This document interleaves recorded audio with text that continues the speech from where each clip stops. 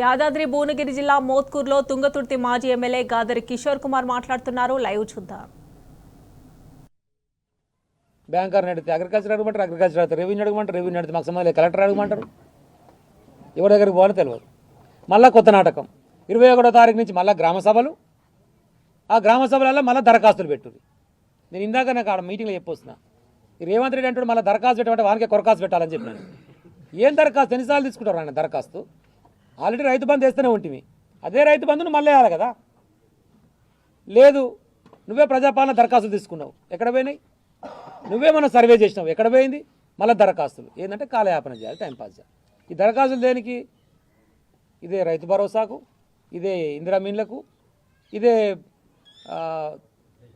Ration కార్డులకు. మొన్న apply చేసిన మా కాడ 5,000 మంది అప్లై చేస్తే 200 మందికి వచ్చినాయి రేషన్ కార్డు.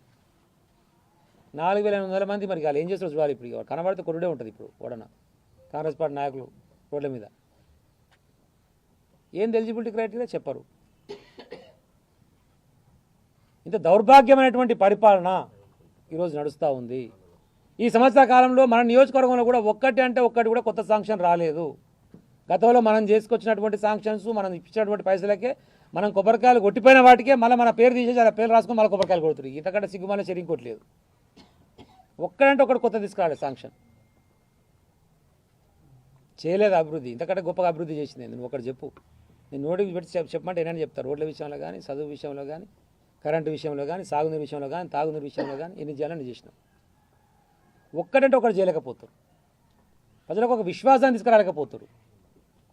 దయచేసి రైతాంగానికి ఇబ్బంది పడే పరిస్థితి రాకుండా సకాలంలో ఎరువుల విషయంలో కానివ్వండి, సకాలంలో ఇవ్వాల్సినటువంటి నీళ్ళ విషయంలో కానివ్వండి, సకాలంలో ఇవ్వాల్సినటువంటి కరెంటు విషయంలో కానివ్వండి, సకాలంలో ఇవ్వాల్సినటువంటి పెట్టుబడి సహాయం విషయంలో కానివ్వండి, పండినటువంటి పంటను ఐకేపీ కొనుగోలు కేంద్రాల ద్వారా కొనుగోలు చేసి రైతాంగాన్ని ఆదుకునే విషయంలో కానివ్వండి, మీరు స్పష్టతని ఇవ్వలేకపోతున్నారు, రైతాంగానికి ద్రోహం చేస్తున్నారని చెప్పి 21వ తారీఖు నాడు కేటీఆర్ గారు కూడా నల్గొండ కేంద్రంలో రైతు ధర్నాకు పిలుపునిచ్చారు. మొన్న ఆల్రెడీ షాబాద్లో అయింది. ఆ షాబాద్లో అయిపోయిన తర్వాత మళ్ళీ ఇప్పుడు ఎల్లుండి 21 నాడు చెప్పారు. నేను మా పార్టీ శ్రేణులకు, బీఆర్ఎస్ పార్టీ తుంగతుర్తి నియోజకవర్గం మా మోత్కూరు వాళ్ళకు కూడా విజ్ఞప్తి చేస్తున్నా. మనందరం పోయి ప్రజల పక్షాన, రైతాంగం పక్షాన కేటీఆర్ గారు ముఖ్య అతిథిగా ఇచ్చేసినటువంటి ఆ కార్యక్రమంలో భాగస్వాములై మన నిరసనను తెలియజేసినటువంటి అవసరం ఉంది. ప్రొటెస్ట్ తెలియజేయాలి, గవర్నమెంట్కి తెలవాలి. ప్రజలు పడుతున్నటువంటి ఇబ్బందులు కనీసం వీటి దిక్కు చూసి వాటి పరిష్కారం కోసం ప్రయత్నం చేయాలి. సంపద సృష్టించాలి, సంపద పెంచాలి, పెరిగినటువంటి సంపదలను ప్రజలకు పంచాలి. అసలు పెంచుడు ఎక్కడిది, పంచుడు ఎక్కడిది?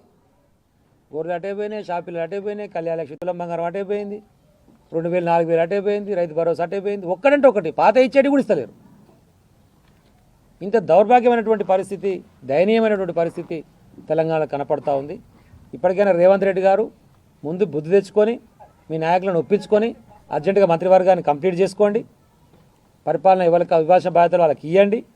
చేయాల్సినటువంటి విషయాల మీద సమీక్షలు నిర్వహించండి. ఒక్కదాని మీద సమీక్ష ఉండదు, ఒకదాని మీద సమీక్ష ఉండదు. మిషన్ భగీరథ మీద గతంలో వచ్చినటువంటి నీళ్ళు ఇవ్వాలి నేను అనుకుంటే ఇప్పుడు వస్తేప్పుడు మాట్లాడొస్తే 20 రోజులు అవుతుంది సార్ నీళ్ళు వస్తలేవండి.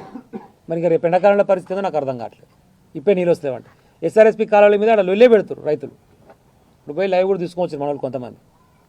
వారం బంద్ ఇస్తామంటారు. వారం రోజులు ఇస్తే ఒక దగ్గరకు వచ్చి ఆగిపోయినాక మళ్ళీ బంద్ చేసి వారం తర్వాత ఇస్తే మళ్ళీ గాడికి వచ్చి ఆగిపోతున్నాయి, కిందికి పోతలేవు. ఇక వారం బంద్ ఎందుకు? అది దేనికి? ఎక్కువ అవుతలేవు కదా నీళ్ళు. కింద దాకా పోవాలంటే నువ్వు ఫోర్స్ వదిలిపెడితేనే కింద దాకా పోతాయి. ఆడ 1800 క్యూసెక్లు అట్లా వదిలిపెడితేనే పైనుంచి కిందికి కూడా కష్టం. ఆయన 1000 క్యూసెక్లు వదిలిపెడితే ఎడ సరిపోతలేవు. ఏమైంది, ఎందుకు చేస్తారండి ఈ గారు, ఏమైందని మాట్లాడితే సార్ మేము ఏం చేయాలి సార్, మా ఇండెంట్ మాదంతా లెక్క రాసి మేము పైకి పంపుతున్నాం, కానీ అసలు మమ్మల్ని అడిగినోడు ఏం చేద్దామని చెప్పినోడు రివ్యూ చేసినోడు అని ఆయన అంటాడు. ఇరిగేషన్ రివ్యూ చేయాలిగా, మంత్రి మనకానే ఉన్నాడు. ఏదేదో ఎప్పుడు వదిలిపెట్టాలి, ఎప్పుడు వదిలిపెడితే కిందికి నీళ్ళు పోతే రివ్యూనే లేదు, కనీసం అవగాహన లేదు, రివ్యూ లేదు. ఇగో మాత్రం పెద్దగా ఉంది, మాకు తెలియదా అని చెప్పేసి. నిజం కూడా తెలియదు వాళ్ళకు, ఎవ్వరికి ఏం తెలియదనే విషయం కూడా వాళ్ళకి తెలియదు. అది పెద్ద సమస్య. మాకు తెలియదని తెలుసుకుంటాను, అందరికి తెలియాలని ఏం లేదు. తెలియకపోతే అని కూర్చుంటాం, ఇదేం చెప్పాను 2 రోజులు నేర్చుకుంటాం, కానీ నేర్చుకోవాలని తాపత్రయమే లేదు. ఏమైనా అదో ఏదో 10 రూపాయలు జమ అవుతున్నాయా, కాంట్రాక్టర్ పైలు ఇప్పించినామా, కమిషన్లు తీసుకున్నామా, ఇది ఒక్కదాని మీదనే కాన్సన్ట్రేషన్ తప్ప ఒక్కటంటే ఒకటి పని అయితే లేదు. ఒక్క పని. ఆలపాటి ఎమ్మెల్యేలు కూడా మొత్తుకుంటునేవారు. ఇక ఊరికే లొల్లి పెడుతురు అని చెప్పి నిన్నయాల వాళ్ళకు ఆఫర్ ఇచ్చారు. ఎమ్మెల్యేలకు ఏంటంటే 5 కోట్ల వరకు మీరు బిల్లు తెచ్చుకోవచ్చు. అంటే ఇప్పుడు ఏమైనా కాంట్రాక్టర్కి ఒక 5 కోట్లు వచ్చేది ఉందనుకో ఆ ఫైనాన్స్ డిపార్ట్మెంట్లో, ఈ ఎమ్మెల్యే తీసుకుపోయి ఇప్పిస్తే ఈయనకు పైసలు ఇస్తారు. ఇక పైసలు తీసుకొని తిరుగురు అబ్బాయి ఊరికి మనం దమ్దం చేయకూరి అని చెప్పి ఇలా ఆఫర్ ఇచ్చారు. ఇది వాళ్ళ పరిస్థితి, ఎమ్మెల్యేల పరిస్థితి. ఆ కాంట్రాక్టర్ పైసలు ఇప్పించుకొని కమిషన్ తీసుకొని తిరగాలి. ఇక ప్రజలు లేదు, ప్రజల సమస్యలు లేదు, ఓ 2 శాంక్షన్స్ తెచ్చేది లేదు, బాగుపరిచే ఉద్దేశం అంతకన్నా లేదు. మొత్తం నిర్వీర్యం అయిపోతుంది. చూస్తలేం.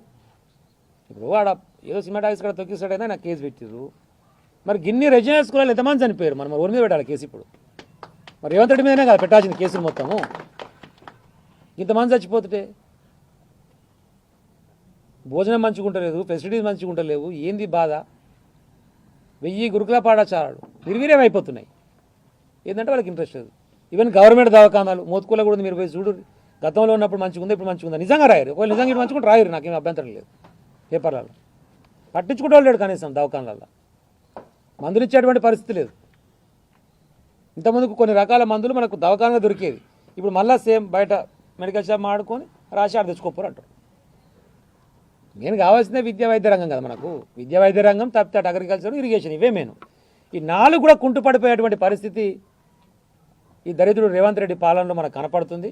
నాయన ఇప్పటికైనా బుద్ధి తెచ్చుకొని ఈ కక్ష సాధింపు చర్యలు, రివెంజ్ పాలిటిక్స్, మన మహమూదలో ఎవరు చెప్తారు, ఈయన రేవంత్ రెడ్డి కాదు రివెంజ్ రెడ్డి, ఏవైనా వీడు కక్ష సాధింపు చర్యలు తప్ప పని చేస్తాడు, పాడు చేస్తలేడు. కానీ మావాడు ఇంకోటి చెప్పిండు, ఈ వరస్ట్ పాలనలో అరెస్టులు తప్ప ఏం లేదు వీని జీవితం అని చెప్పి.